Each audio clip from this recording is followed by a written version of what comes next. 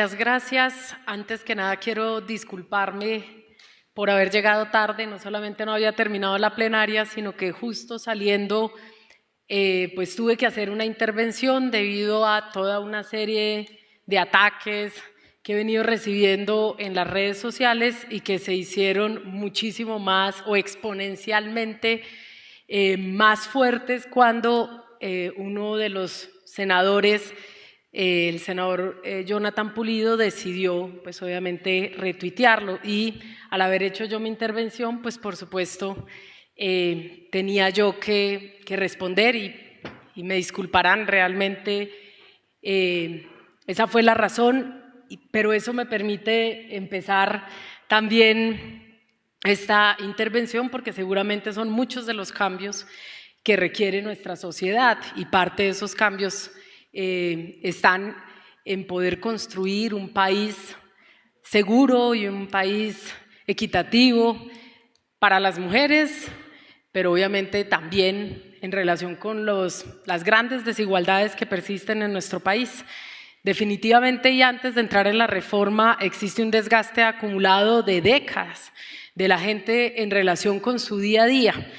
Mientras hay una opción o una porción muy reducida de la sociedad colombiana que tiene todo garantizado.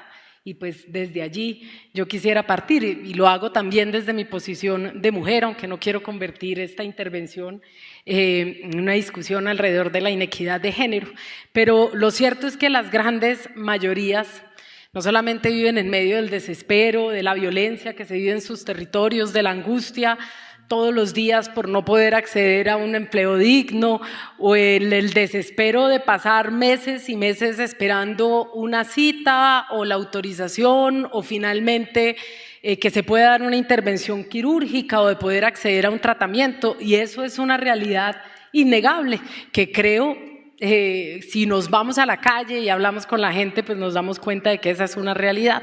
Pero además vemos cantidad de adultos mayores mendigando en las calles o vendiendo bonais para poder, y trabajando cuando deberían estar en sus casas en un periodo distinto de sus vidas, porque sencillamente jamás pudieron acceder ni a ese empleo digno y por lo tanto tampoco a la pensión, y mucho menos pueden acceder en ese momento a la salud. Recuerdo una señora que vendía garullas, ella se enfermó, su esposo le dio una parálisis, finalmente era peor la enfermedad de ella que la de él, ya tenían más o menos unos 80 años, que él tenía que venir con su parálisis a vender las garullas. Le decía yo, pero ¿no va usted al médico? Y me decía, es que o voy al médico o ¿cómo? Y esa es la realidad también a la que nos enfrentamos. Y yo sé que cuando planteamos todas estas reformas estamos planteando un montón de flancos a la vez, y que eso por supuesto genera una gran incertidumbre. También jugamos con una realidad, y es que hay mucho por hacer para mejorar la realidad de vida de millones que se han quedado por fuera de ese crecimiento que ha experimentado Colombia en los últimos 30 años. Eso también es una realidad. Y además también es una realidad que los cambios que requiere el país no son solamente las reformas que se están tramitando, que se tramitarán en el Congreso de la República. Hace un momento Bruce decía, estamos preparados para un cambio de esa naturaleza. Y yo pregunto entonces, ¿cómo tiene que ser la naturaleza del cambio? ¿O qué tan urgente es el cambio? ¿O qué tan urgentes pueden ser algún tipo de reformas, no solamente para esos ciudadanos de los que les hablaba, sino por supuesto para la mayoría de los ciudadanos que hoy pasan por situaciones de verdad bastante difíciles? Entonces eso me lleva a la siguiente reflexión. Definitivamente tenemos que ponernos todos de acuerdo de que en este país se requieren cambios estructurales, o esa es la invitación por lo menos, y que esos cambios tiene que, por un lado, acordarlos y concertarlos el Estado. Eso incluye al Congreso, eso incluye al gobierno, eso incluye a los entes de control, eso incluye a todas las entidades que los conforman, pero también a todos los sectores de la sociedad colombiana, para poder sacar adelante reformas que hoy se necesitan. El sistema pensional, y creo que no lo alcanzamos a conversar, pero escuchando en la campaña a Alejandro Gaviria, pues decía, efectivamente se requiere una reforma pensional y yo pienso que ese es un principio de acuerdo. Así que el gobierno de alguna manera ha tomado la iniciativa de avanzar en por lo menos poner esto de presente, más allá de las críticas o de las percepciones que se puedan tener de lado a lado, pero esa conversación ha incluido a distintos sectores, a los empresarios, si ustedes han visto las reuniones, toca hacer que esas conversaciones sean lo más efectivas posibles por el bien del país, con las Fuerzas Armadas, con los movimientos sociales, inclusive con los partidos políticos para lograr algún tipo de acuerdo alrededor de estas reformas. En esas yo creo que con el senador David Luna esas conversaciones podrían llegar a ser mucho más efectivas porque partimos de un principio de sensatez y eso es lo que uno escucha en el talante político de mi colega senador. Las reformas más importantes pasan entonces por llegar a ese acuerdo político. Yo creo que podemos avanzar en esa conversación, pero por supuesto también tendremos que llegar a una conversación porque por ahí pasa la posibilidad de que las reformas sean una realidad y que el cambio de alguna manera pueda materializarse con los grupos armados para acabar la violencia. Eso por supuesto es una conversación obligada porque la gente tampoco puede acceder a ningún tipo de servicio porque sencillamente los territorios están cooptados también por la violencia y pasa por llegar a un acuerdo con los empresarios para que inviertan también en la sociedad colombiana, que entendamos que las ganancias pasan también por allí y que ningún estado en el mundo ha logrado superar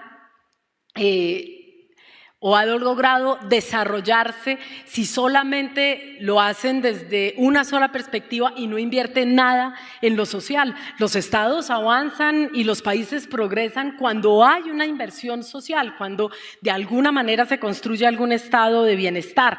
Pasa, entre otras también, por mejorar las condiciones de los trabajadores y de las trabajadoras. Eso es innegable cuando la gente puede y sobre todo la juventud puede acceder a ese empleo formal al cual hoy no pueden acceder. Pasa por llegar a acuerdos, por ejemplo, como los que se intentan con Fedegan para lograr comprar las tierras que necesitan los pequeños y medianos campesinos para no alcanzar la soberanía alimentaria, no. Es decir, si nosotros tenemos una apuesta grande en la descarbonización de la economía, pues por supuesto pasa por promover otros sectores de la economía y entre ellos, pues por supuesto está la producción de alimentos que podría potenciarse en medio de esas, digamos, grupos o esas potencialidades en la producción y en la economía, inclusive en la exportación que tenemos en nuestro país.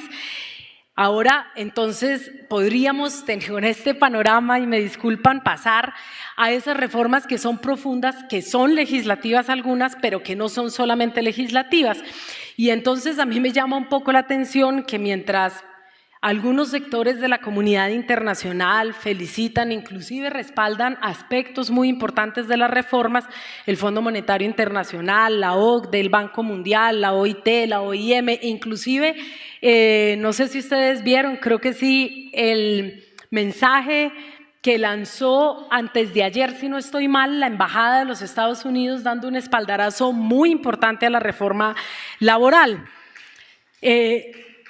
Y las apoyan e inclusive pero frente a algunos sectores que internamente no solamente se oponen radicalmente y es normal porque esa es la democracia se enriquece en la diferencia, por supuesto que sí, por eso hablaba de mi colega y de la conversación sana que tenemos porque verán ustedes que él está en la oposición y yo en el gobierno, por ejemplo, y en cambio podemos tener conversaciones absolutamente francas y honestas. Y he llegado a la conclusión a veces de que es más fácil llegaríamos más fácil a un acuerdo nacional con posiciones sensatas y creo que nosotros podríamos ser, inclusive con mi colega Ariel, y no quiero nombrarlos a todos, pero porque son los 3 senadores que están aquí, podemos realmente impulsar lo que se requiere y se requiere, es innegable que se requiere. Entonces, desde las fuerzas del cambio, y esto es importante, seguiremos impulsando la transformación, sabemos que el único camino es ese y también sabemos que el único camino es la concertación. Por eso tenemos que lograr algo que hoy parece imposible. El debate se está dando por fuera del Congreso de la República. Realmente hasta hace 2 semanas o 3 semanas el debate empezó a darse en el Congreso de la República. El debate se estaba dando fuera, pero al interior del Congreso se estaba recurriendo a todo tipo de acciones. A mí me sorprende porque por un lado es una extorsión y por el otro lado lo que tenemos es que no nos sentamos a debatir, eludimos el debate, se pospone y mientras tanto inclusive los empresarios, y ahí Bruce tal vez no me dejarán mentir, están en la incertidumbre porque no saben finalmente cómo van a quedar las condiciones. Al contrario, el Congreso tiene que avanzar muy rápidamente en dar las discusiones para que el sector empresarial de este país, para que los sectores sociales, para que los sectores políticos puedan de alguna manera ver cómo queda finalmente el panorama para pues echar a andar, ¿no? Que es lo que queremos en el país. Ayer me decía un congresista, queremos realmente ayudar porque que esto siga aquí estancado no le sirve a nadie y no nos sirve a nosotros tampoco como sectores políticos.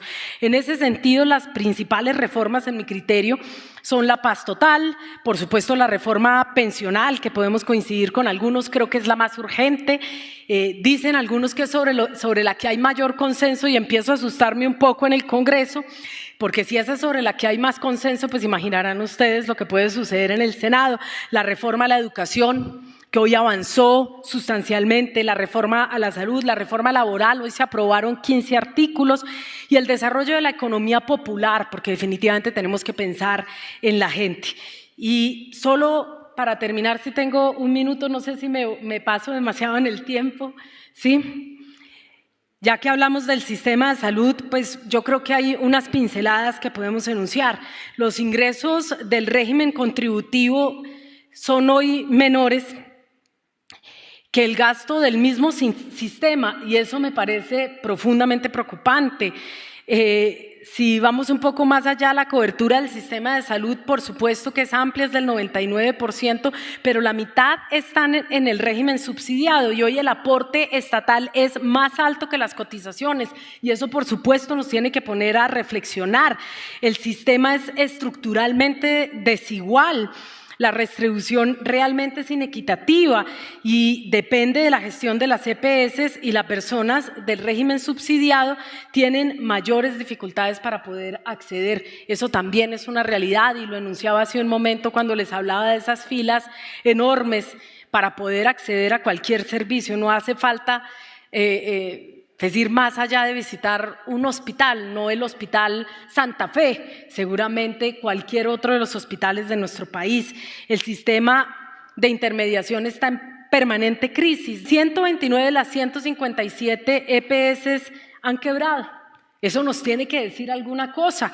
Por supuesto también, 305 municipios no tienen sala de parto. Imagínense ustedes qué hace una mujer embarazada en un territorio alejado si no puede acceder a un sistema que les permita a ellas por lo menos tener una maternidad y un parto seguro. 183 no tienen urgencias, 347 no tienen cómo hospitalizar a adultos mayores, esa es la realidad. También que se vive en nuestro país más allá de los argumentos técnicos que por supuesto se pueden presentar, y el Observatorio Nacional de Salud nos deja un panorama preocupante cuando afirma que el 80% de los municipios tienen un acceso potencial muy bajo a la red. Miles de mujeres en este país, si les pasará a ustedes, trabajan a lo mejor en los servicios del hogar y uno quisiera, y la gente quiere contratarlas formalmente, ellas no quieren porque no quieren perder el Sisbén, porque no quieren retrasarse en los procedimientos médicos, porque saben que ese cambio y ese cambio constante los lleva finalmente a que no puedan acceder con eficacia al sistema de salud. Y yo viví en España 8 años, en Cataluña concretamente, y debo decir que puede que la transición no haya sido, tal vez haya tardado un tiempo, pero al final yo accedía a un sistema de salud y limpiaba casas. Ese era mi trabajo en España, yo limpiaba baños, limpiaba casas, cuidaba niños y pude acceder a un sistema preventivo de salud, que es lo que me parece más importante. Hoy tenemos una salud que se enfoca en curar y no en prevenir.